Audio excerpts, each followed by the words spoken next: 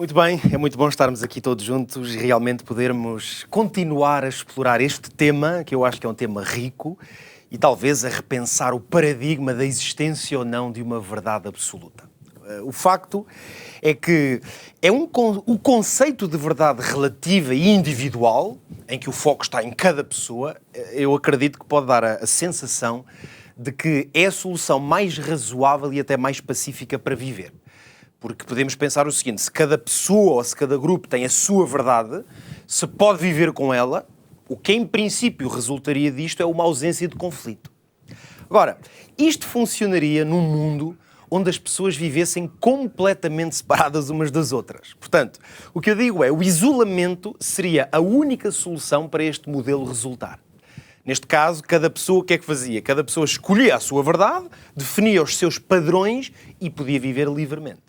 Mas todos sabemos que esta realidade não existe. Quer dizer, não é de todo possível viver assim.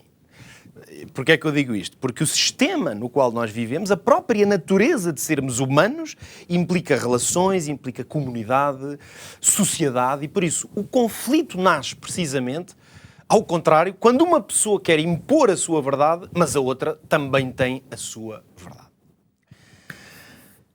Um dos homens que marcaram e de que maneira o pensamento global foi o filósofo Nietzsche. Para Nietzsche, valores como o bem, a verdade não são valores absolutos nem universais, muito menos imutáveis. Ao contrário, o que ele diz é que estes valores, sobretudo verdade, foram construídos de forma histórica e pela sociedade. Nós vamos ler um exemplo deste pensamento numa pequena frase que Nietzsche escreveu em 1873. Vocês vejam comigo, ele diz o seguinte: o que é verdade, portanto, perguntava Nietzsche, um batalhão móvel de metáforas que foram enfatizadas poética e retoricamente e que, após longo uso, parecem a um povo sólidas, canónicas e obrigatórias. E agora vejam esta declaração.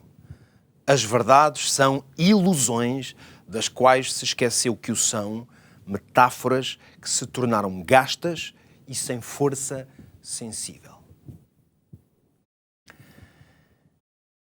Eu compreendo que isto pode parecer talvez algo longínquo da nossa realidade, mas a verdade é que afirmações e pensadores como este têm muito mais impacto no mundo e na realidade à nossa volta do que pode parecer.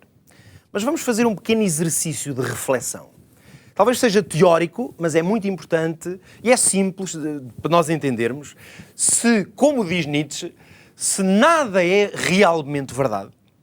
Portanto, se não existe um padrão moral objetivo e absoluto acima da minha vontade individual, sabem, isto quer dizer que não existe bem. O bem, enquanto valor, não existe. Portanto, se nada pode ser definido como bem, logo, em coerência, isto implica que nós estamos a afirmar que o mal não existe. Agora, a minha conclusão é a seguinte. Se o bem e o mal não existem nenhum deles, como valores absolutos, nós e a sociedade estamos completamente condenados ao caos. E isto percebe-se facilmente que as implicações deste raciocínio que eu estou a fazer são tremendas. Talvez às vezes seja, por isso, muito mais fácil fazer uma afirmação genérica, porque ela soa bem, como por exemplo dizer a verdade é relativa ou cada um deve procurar ou tem a sua verdade. É mais fácil dizer coisas deste tipo do que pensar nas implicações do que estamos a dizer. Por exemplo, alguém se arriscaria a dizer que não há bem, que nada pode ser classificado como bem? Mas vamos ser claros neste aspecto. A existência concreta e objetiva do bem é tão evidente que as nossas sociedades estão estabelecidas com base em leis, em preceitos, em fundamentos que ou dizem diretamente ou, noutros casos, assumem o que é o bem. Que o bem existe, o que é certo. E que o que é certo deve ser assegurado a todos. Eu trouxe comigo aqui uma coisa que vai ajudar a ilustrar isto. Eu tenho na minha mão dois livros. A Constituição da República Portuguesa e o Código Penal Português. De muitas formas, estes dois livros assumem e até definem o sentido prático do que é, no nosso país, o bem. Logo, se não há um bem comum, ou melhor, se estes livros asseguram que há um bem comum, isso quer dizer o quê? Que está implícito à existência destes livros, Constituição da República e Código Penal, está implícito que existem padrões morais objetivos. Está implícito, portanto, que há uma verdade, que pelo menos esta verdade é coletivamente aceita. Quer dizer, todos podemos aferir o nosso comportamento a partir desta verdade. Agora, eu gostaria de dar um passo mais nesta reflexão. Se calhar nunca pensaram desta maneira, ou o raciocínio, mas estes livros que eu tenho nas minhas mãos foram escritos por homens. Esses homens definiram leis, códigos de conduta que regem as nossas vidas como cidadãos. Eu acredito, e hoje proponho-vos a seguinte ideia. Estes livros são um testemunho vivo de alguma coisa que lhes é superior e que os transcende. Como? Perguntam talvez. Eu acredito que livros como estes ajudam-nos a perceber que existem valores absolutos e que eles apontam, portanto, para uma lei moral que define os grandes eixos do que é certo e o que é errado. Notem, há algo nas leis humanas que nos fala de uma realidade superior, uma realidade transcendente ao homem. Porque senão, de onde é que viria a definição do que é bem e o mal? E se estes livros dissessem que matar, roubar, violar são coisas boas que devem ser praticadas? Íamos praticá-los? Não, seguramente que não. As sociedades têm universalmente reconhecido esta definição de que há alguma coisa que nos transcende e que determina o que é certo e o que é errado. Notem, é por isso que nós podemos percorrer leis, códigos penais, constituições ao redor de todo o mundo. Curiosidade, vamos encontrar essencialmente os mesmos grandes valores, a mesma base moral. Ora, a grande questão então neste momento é esta. De onde é que vem esse padrão? Essa base moral, onde é que nós podemos buscá-la? Eu desafio-vos a reconhecer que a existência de uma lei moral implica a existência de um legislador moral. Se nós intrinsecamente sabemos que existe bem e mal, é porque existe alguém que o definiu. Caso contrário, nós estávamos perdidos.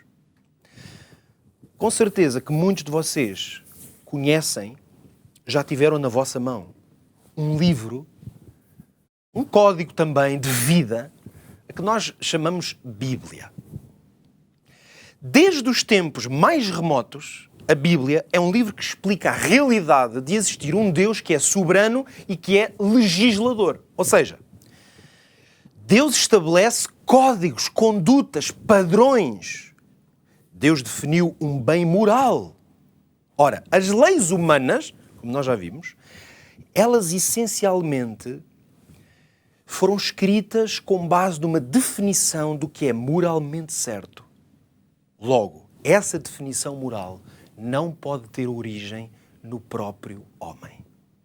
Ela foi comunicada e revelada ao ser humano. Na Bíblia, esses valores morais, essa verdade que não é relativa, Deus revelou-a em vários momentos. Deus usou diferentes formulações para que essa verdade, esses preceitos morais, fossem compreendidos e assimilados. Por exemplo, Deus revelou a Moisés uma lei moral que se mantém como uma carta magna que nunca se desatualiza. Foram 10 leis morais objetivas que apresentam 10 verdades absolutas. Elas regulam o relacionamento com Deus e com os homens. Por exemplo, valores como respeitar a vida do outro, respeitar a propriedade do meu semelhante, não levantar falso testemunho sobre ninguém, honrar o pai e a mãe até ao fim da vida. Ou lembrar-se, claro, de que Deus é o meu Criador. Tudo isto são valores que foram estabelecidos de forma absoluta pelo legislador divino. Depois, mais à frente, nas palavras do profeta Miqueias, nós temos uma formulação mais reduzida, mas que expressa os mesmos valores. Vejam bem a profundidade do que disse Miqueias. O que é que o Senhor pede de ti, senão que pratiques a justiça, ames a benignidade e andes humildemente com o teu Deus? Os valores são essencialmente os mesmos.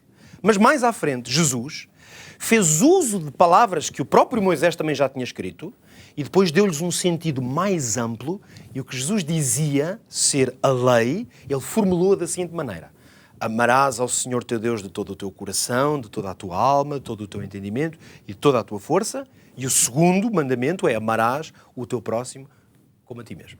Qual é então o ponto comum destas palavras escritas, desde Moisés, passando aos profetas, até Jesus Cristo? O ponto comum de todas estas palavras, escritas ao longo de vários séculos, é que elas revelam valores que são o fundamento moral que Deus estabeleceu. Hoje em dia é muito frequente ouvirmos expressões sobre a ideia de busca a verdade que há em ti. Estas frases são atraentes ao ouvido, porque é lógico, se há uma verdade em mim, é bom porque assim sou eu que defino as regras do jogo. Mas notem, o verdadeiro desafio é buscar verdade onde ela pode ser encontrada com segurança. E quando eu encontro uma verdade segura, a verdade é que me vai moldar a mim. Não sou eu que vou moldar a verdade a mim.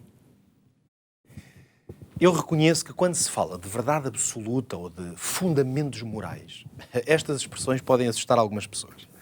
Mas a essência destas palavras revela uma tremenda necessidade do ser humano.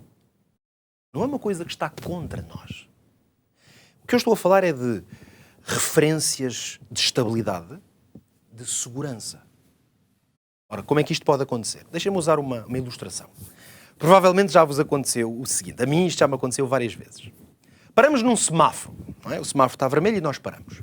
Estamos ali um bocado distraídos, ou basta estar a olhar no vazio e de repente temos a sensação que o nosso carro está a mover-se. Normalmente o nosso primeiro reflexo é travar logo, mas depois percebemos que alguma coisa não está bem e começamos a ficar na dúvida se somos nós ou se é o outro carro que está a mexer. E o que é que nós precisamos de fazer nessa altura? De forma instintiva, nós olhamos à nossa volta e começamos à procura de alguma coisa que seja fixa e que nós sabemos que não vai mudar. Uma árvore, por exemplo, um edifício. De repente, a realidade volta a ser evidente porque aquele objeto serviu de referência. Ora, isto é um indicador de quê? De um absoluto. O que é um absoluto? É uma coisa que nós sabemos que é firme e que não vai mudar.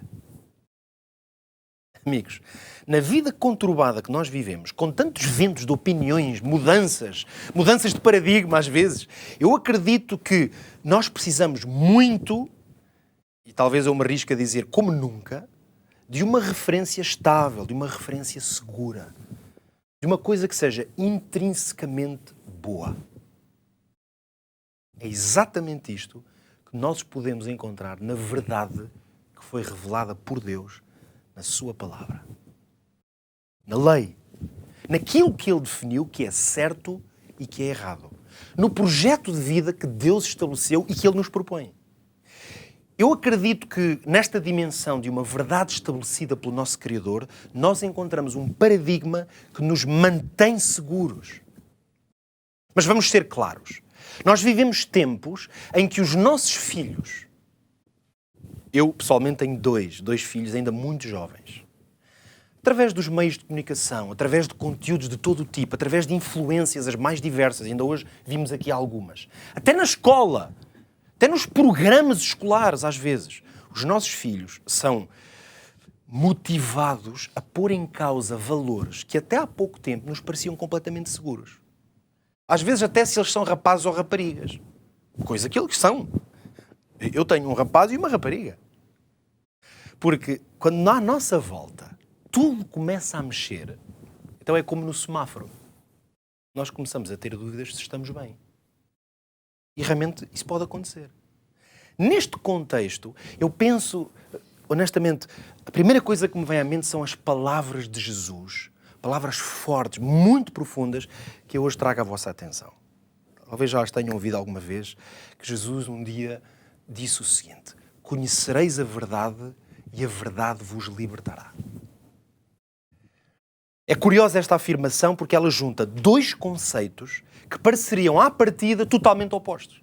E porquê? Porque nós temos sido levados a pensar, precisamente por estes paradigmas que nós estamos a analisar e a ver à nossa volta, que para ser livre, e agora vem aqui a grande questão se a verdade é relativa ou não, nós temos sido empurrados para o pensamento de que para eu ser livre eu não posso estar debaixo da autoridade de ninguém ou de outro. Que se outra pessoa ou outro, qualquer outro, me diz a mim o que é certo, se me diz o que é verdade, se define claramente o que é bem, o que é mal, a ideia que nós estamos a absorver é que parece que eu estou subjugado. Ora, Jesus vem dizer o contrário. E parece haver aqui uma espécie de paradoxo. Como é que viver, acreditar e firmar-se numa verdade pode trazer libertação? Eu gostava de tentar trazer alguma luz ainda sobre estas palavras de Jesus. Notem o seguinte, é a própria Bíblia que declara em muitas ocasiões e em muitos contextos uma ideia que dissipa este dilema, na minha opinião. E é isso que eu vos proponho. É que a soberania de Deus é altruísta. A soberania de Deus é a nosso favor, não contra nós. Vamos dar uma olhada rápida num exemplo apenas. Nós temos um texto na Bíblia que diz o seguinte, escrito pelo profeta Jeremias, mas é uma mensagem que vem da parte de Deus. Diz assim, porque eu bem sei os pensamentos que tenho a vosso respeito, diz o Senhor. E depois ele completa, são pensamentos de paz, não de mal, para vos dar o fim que esperais. Vejam bem, há três dimensões presentes que se percebem claramente neste texto e ao longo de toda a Bíblia. Há três dimensões presentes na soberania de Deus que tornam a sua verdade absoluta, porque Deus propõe-nos verdades absolutas, mas torna-na em alguma coisa que, em vez de nos aprisionar, nos liberta. Sabem quais são? Autoridade, sabedoria e bondade. Então, Deus estabelece leis, regras, padrões, porque Ele tem autoridade para o fazer, porque Ele pode fazer. Mas não fica por aí. Esses padrões funcionam e dão resultado na vida das pessoas porque Ele é sábio, conhece tudo. E em terceiro lugar, nós somos abençoados quando praticamos esses valores. Porquê? Porque Deus é bom. Nas relações humanas, estas dimensões também estão presentes, não tenho nenhuma dúvida. Basta pensarmos na família, no trabalho, na política. Estas três dimensões estão lá presentes. Mas a razão pela qual muito dificilmente isto resulta, e sobretudo muito dificilmente resulta numa harmonia e num bem permanente, está claro. É pela dificuldade que nós, seres humanos, temos em viver estas três dimensões. Mas talvez fique mais claro se eu der um exemplo. Vejam isto.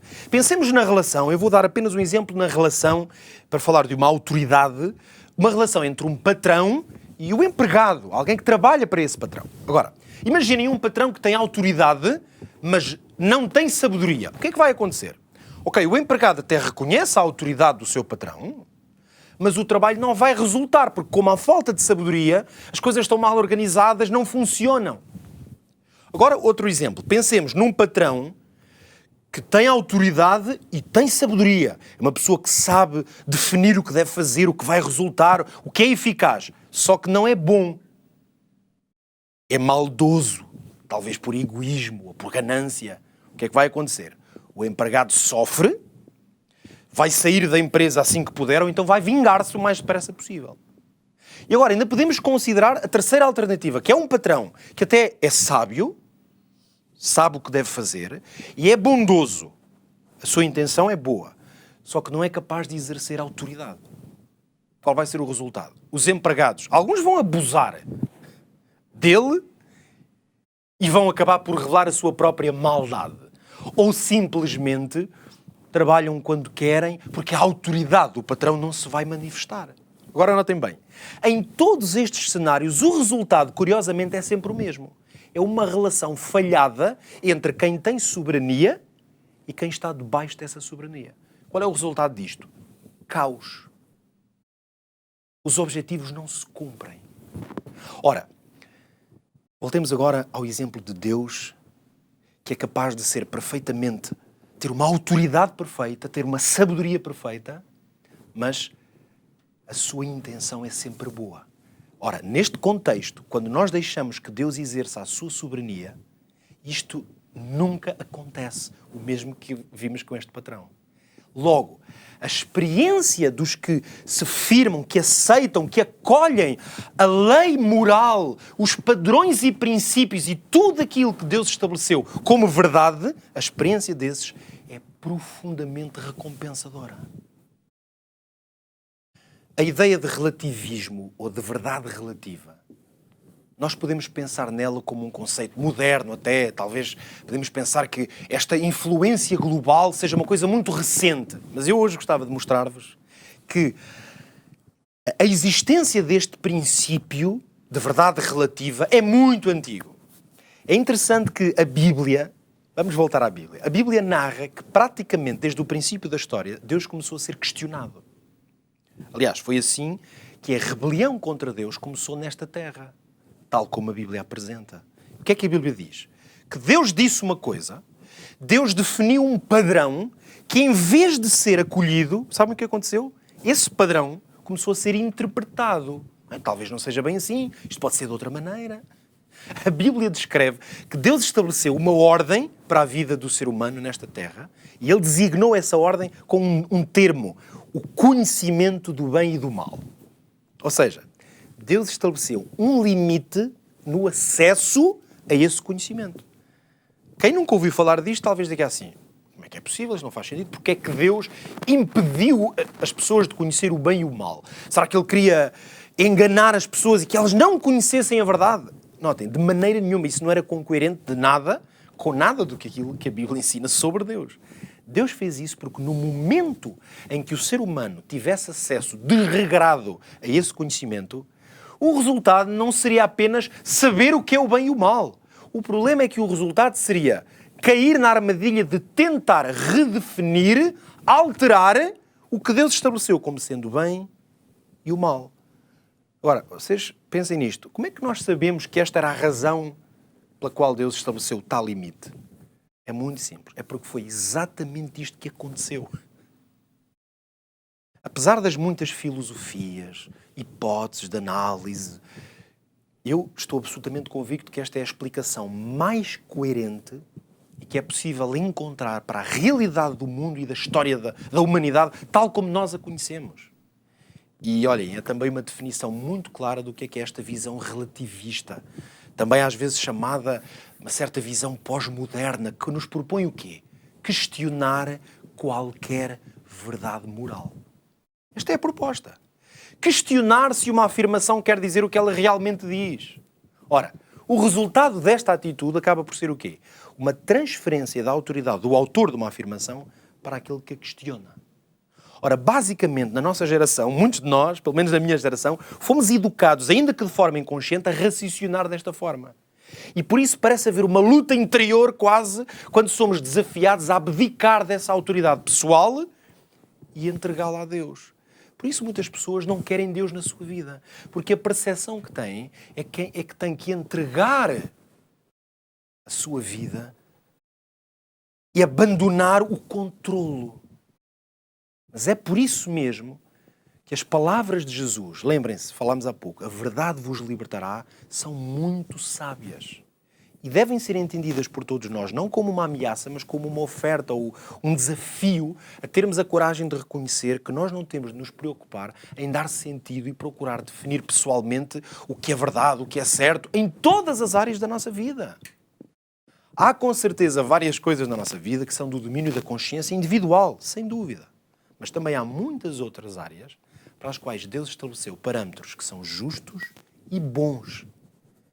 E esses parâmetros são úteis para nos libertar do peso e para nos ajudar a caminhar de uma forma segura, para não arriscarmos a falhar e depois nos arrependermos disso.